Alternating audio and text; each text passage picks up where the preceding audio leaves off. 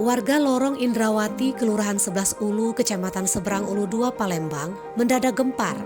Pasalnya ditemukan sesosok pria tergeletak tak bernyawa bersimbah darah di tengah lorong tersebut. Kuat dugaan korban tewas karena dibunuh.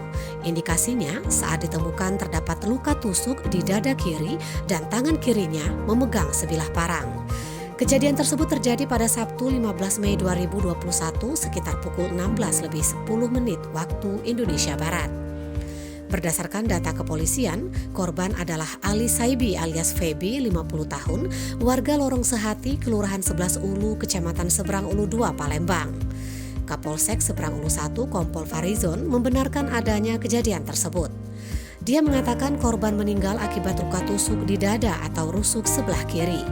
Sementara menurut Agung Satria, keponakan korban, saat kejadian dirinya sedang silaturahmi ke rumah tetangga, lalu mendapat kabar bahwa korban ditemukan warga terkapar di tempat kejadian perkara.